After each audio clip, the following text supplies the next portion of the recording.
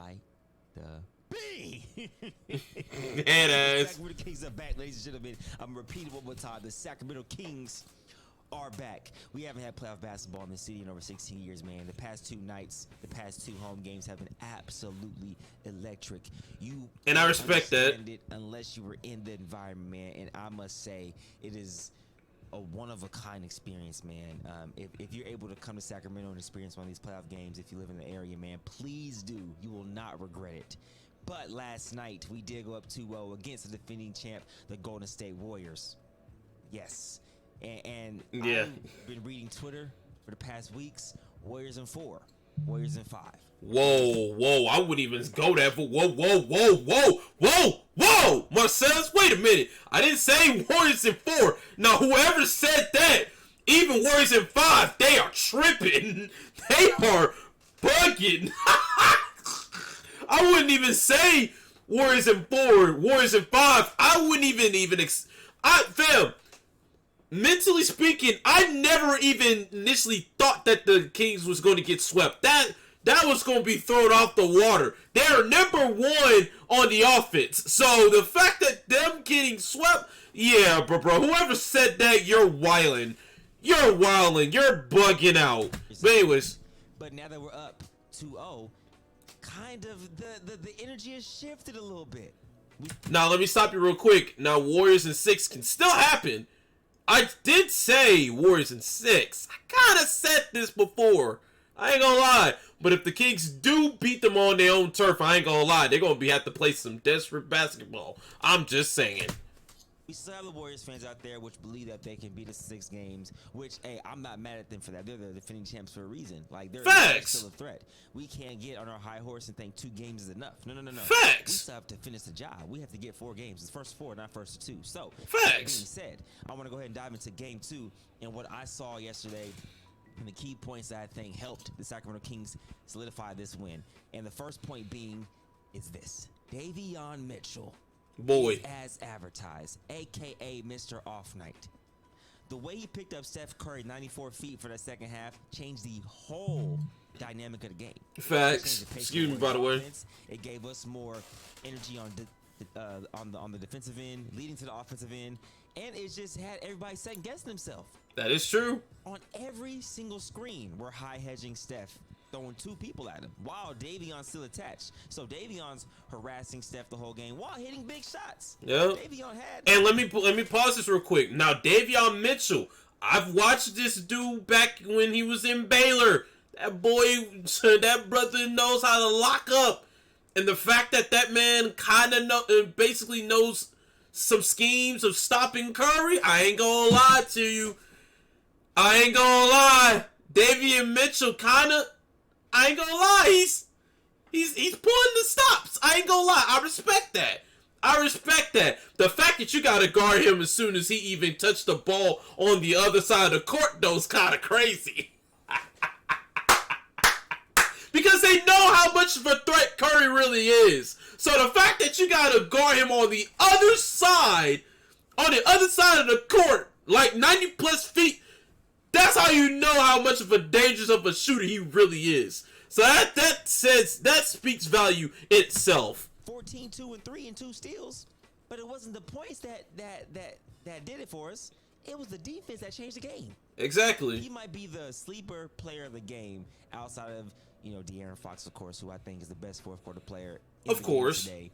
Of course. We'll get on that. I'll give you that. Another thing that stood out to me that was huge was the 20 turnovers to 14 turnovers. Kings had 14, the Warriors had 20. Now that's 6 extra possessions right there. Now, let me pause you right there. The turnovers. I've said this before. Before you get any further, let me throw this out here. Warriors' weakness is turnovers. Their transition defense is kind of dookie. If my boy Dre watching this, he already know what the vibes is. He knows I'm not lying. There's no cap on my rap on this app on this one. When I sit here and tell you, the Warriors' turnovers is their downfall right that and there. And that just goes after any other team they go up against. So even if they beat the Kings in this series, y'all most likely gonna have to deal with the Lakers. And we already seen how that turned out. Low key. Fem. Warriors are quite beatable. You beat them with the turnovers, there goes the transition points right then and there. Because their transition defense is not really that good, in my personal opinion. Their transition defense is not really that good. And I'm talking about the Warriors on this one. If they don't know how to limit their turnovers, they're going to lose games like that. And that's why I sit here and say, if they lose game 3, I ain't gonna lie, they might end up playing desperate basketball. Because that right there makes no sense for them to turn the ball over 20 times. They gotta start limiting their turnovers. They have to. They have to. Because it doesn't make sense to turn the ball over 20 times. That's give the Kings 6 extra possessions to make some shake. I'm just saying. They're right off of turnovers, leading to fast break points. And early on in the game, we forced him, I think, to like 5 or 6 turnovers. We didn't capitalize off the rip because we were taking some bad shots ourselves and turning the ball right back over. But what I thought that instilled into the Warriors' brain was, okay, game 1 wasn't a fluke. Game 2, we're not laying down. We're still playing the same way with more intensity. You know, we were just to the physicality of the game. We've never been to the playoffs. Granted, we have Harrison Barnes, who has playoff experience, DeMontis Sabonis, of course, Dellavedova, and et cetera, et cetera. But, you know, when you have a team that hasn't been as a collective, you got to get used to that physicality. For 16, about in game 1, but in game 2, De'Aaron Fox came out a little more aggressive. Got in foul trouble a little early, right? So I was really scared about that. Oh yeah, let me pause you right quick. When it comes to De'Aaron Fox, you gotta force him to take jump shots. If y'all can live with De'Aaron Fox taking jump shots instead of going to the rack, I'm all game for it. I'm all game for that. Because the thing is, that man lives in the paint. That man goes straight to the paint. The paint defense is sweet as hell. I kid you not. The paint defense is sweet as hell. I swear on everything. Paint defense is sweet. Absolutely sweet, bro. That's just a fact of the situation. If y'all know how to stop De'Aaron Fox from going inside the paint, force him into some jump shots. Yeah, he's going to make a few here and there. But if you can stop him from going to the rack, force him to take jump shots, that's completely fine. That's only going to give De'Aaron Fox at least like 14, if not 15, just straight jump shots. Straight jump shots. No layups, no going to the rim, or anything of the sort. If y'all know how to play paint defense, I guarantee you can make this series very interesting. And it's just straight facts, bro. We found a way and we prevailed. Now, I want to talk about 2 more things before we get into the Draymond and Sabonis situation. I want to talk about Keegan Murray and Kevin Huerter. Keegan Murray had only 2 points last night. Only took 1 shot. That's weird. But the more you watch Keegan Murray, it's not about the elite 3-point shot maker with him. It's the effort on defense, the effort to alter shots, the effort just be. And let's not forget, he is a rookie there and contest shots. I think that has been his biggest role in this series. It hasn't been shooting for him because he hasn't been making shots for us, but he's still been very valuable on the court in terms of playing passing lanes. On the switches, helping on help side on defense when they're driving and closing out when they're kicking. But his shot hasn't been falling, but that's okay. You can affect the game in other ways. You know what I'm saying? Right. Like defense, I feel like you should never have an off night because that's all effort. Offense, I feel like he's still trying to figure it out. It is his first playoff series. His first year in the league, man. Yeah, he's a rookie. Team, man. That's tough. Not everybody can do that. Now, Kevin Huerter had a little bit of a bounce back game at 15-5. Still shooting subpar from 3, 2 for 9. He was shooting 22% from 3-point line. I would like to see Kevin Huerter above that 35 to 36 3-point percentage range. I feel like when he's knocking down shots at a high clip, man, I mean, the sky's the limit, right? So I still feel like he had a subpar shooting night along with Keegan Murray. Right. Then we had Malik Monk, off the bench. Oh, boy. That brother is a dog! That brother's a dog. 40% from 3, 40% from the field. I think he's been that spark plug off the bench that, you know, not everybody has that. We know like what we're gonna get from Malik Monk night in and night out. We know we're gonna get elite scoring, or at least elite attempts to score and attacking the rim relentlessly and putting pressure on the defense. And he did just that last night. I think he has played excellent these past 2 games. Now we're going to have to wait and see if we can carry that momentum over to Game 3 in Golden State, which I know a lot of Sacramento Kings fans are going to be in attendance because the tickets were cheaper. And one thing I want to talk about was everybody keeps saying the Sacramento Kings get a good whistle. What defines a good whistle? Is it the eye test, or is it the number of fouls you get? Because the Sacramento Kings had 25 fouls called on them, and the Golden State Warriors had 26 fouls called on them. Right. That's a 1 foul disparity. Right. So what good whistle are the Sacramento Kings getting here? I don't know. Someone help me out and help me figure it out, because I don't know. With all that set aside, let's get into the meat and potatoes, man. Draymond Green and Domantas Sabonis. Nah, the meat and potatoes crazy. One side of altercation, I think, in terms of the aftermath of it, right? So Sabonis falls to the ground. He's shooting for his head, right? In the midst, he grabs Draymond's ankle. Yes, I admit it. He grabbed his ankle, clear as day. And I respect your response. I respect your response already. In the defense, yes, that was probably the case. I didn't really think about that carefully, because some people did say, oh, he was just kind of trying to protect his head. I mean, that could be one thing, but it's another for your arm to just magically have somebody's ankle sitting right there, bro. Like, there's no way you can just, there's no way you didn't just see that. And then on top of that, that's Draymond at that. And we all know how his track record is nowadays. Like, come on now.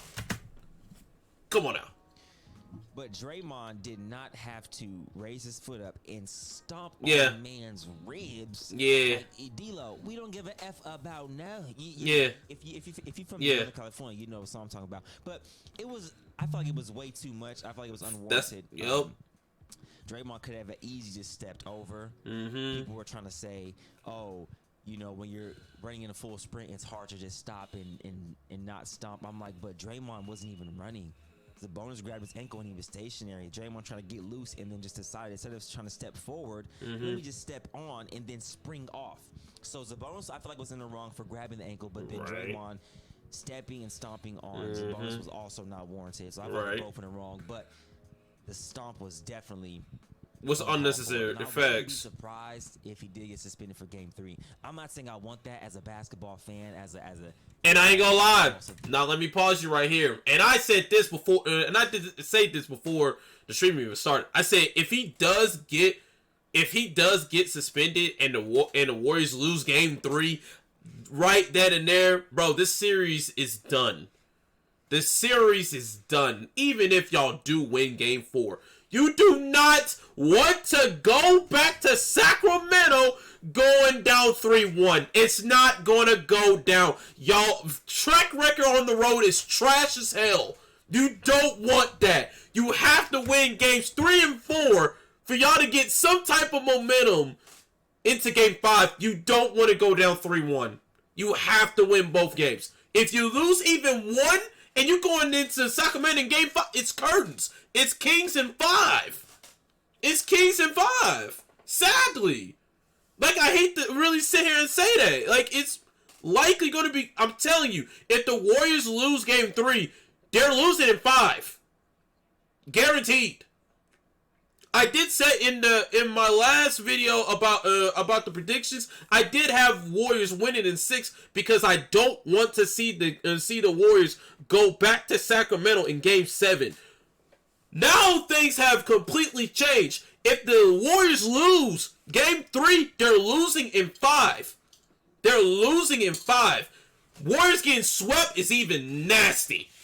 Them getting swept is disgusting. I don't remember Curry getting swept a day in my life, let alone become a first-round exit. I've never seen that before. I hope it does not come to that conclusion. I just pray that does not happen.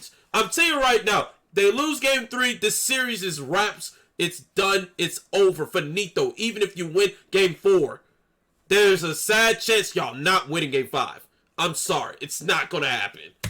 Who loves watching basketball. I want to see people play, you know, with their team at full capacity and with all their players healthy, and no one gone to suspension. So if he gets suspended, that would suck. But at the end of the day, it's like, hey man, You did it to yourself. That's a fact. He doesn't have the best track record, so I feel like that's going to play a key into the deciding factor of what the NBA does with this Game 2 ejection. But I wouldn't be surprised if he did get suspended. Draymond, man, you got to realize how valuable you are to the team. You know, very valuable. In the game, they play better. When you're out the game, they low-key struggle on the defensive end. Y'all, you're the defensive anchor, and I feel like you taking yourself out of the game because you took yourself out of that game. You didn't have to step on Sabonis. Granted, the ankle grab was not warranted, but neither was the stomp. So I feel like you have to take full responsibility in that. And understand that could have caused yourself and your team this series. That game right there, I feel like Game 2 is a really pivotal game, man. The pressure has turned to the Golden State Warriors. Now, don't be surprised if Sacramento Kings go out there and get Game 3. Do not be surprised. I will not be surprised. We play the best basketball when we are just free with no pressure. Don't forget I said that. I think the key pieces to Game 3 for the Sacramento Kings to win is to continue to pressure off the ball screens, high hedge, and two-at stuff every time they screen. Keep Davion Mitchell as his primary ball defender going towards the second half again. And of course, I don't think Kevin Huerter or Keegan Murray is gonna shoot that bad from 3. I think we're gonna pick it up, and that can get really scary. I don't think De'Aaron Fox is gonna go 2 out of 10 from 3-point line, shooting 20%. He played absolutely amazing last night, 24, 5, and 9, 4 steals. He had, I believe, over 14 points in the second half to solidify and clutch that win, the clutchest player in the league. Domantas Sabonis came back, 24, 9, and 4, had a great game. Harrison Barnes always played solid, 13, 6, and 3. And then for the Golden State Warriors, Steph, 28, 3, and 6. Clay, 21, 5, and 3. Draymond Green, 8, 4, and 5. Jordan Poole, 1 for 7, 4 points. That's not gonna. And then here's another thing. Let me stop this real quick. I did see this on Twitter. Yes, Jordan Poole did not play his best basketball. That's not to be taken for granted. The fact that he shot 1 for 7, you got to do better. Because 1 for 7 ain't gonna cut it. It's not gonna cut it, not one single bit. And that's just straight facts. But when I saw something on Twitter, boy, that's a crazy pause, but that's crazy. But anyways, some people, matter of fact, let me go on the tweet real quick, because I said this on Twitter, and somebody then said some crazy as hell. Because I said this on Twitter, and I want to make sure what I said makes perfect sense. So, on Twitter, clear as day, I said, okay, so from Kevin O'Connor, I don't know who he is, but I seen this on the timeline. He said this: Jordan Poole, I have no faith for him. He's not a good basketball player. And I subtweeted this. I said, so we're just going to act like he ain't dropped 30 last year, and he did. First game. Very first game of the first game of the postseason against the Denver Nuggets. He dropped 30. Mind you, that is his career high in the postseason. 30. And he averaged 17. I say, yeah, all right. Bro, the fact that you're going to discredit Jordan Poole like he's not that boy is crazy. This man's gonna mess around and drop 20 to 30 with this type of response, because the fact that they are milking this narrative is crazy as hell.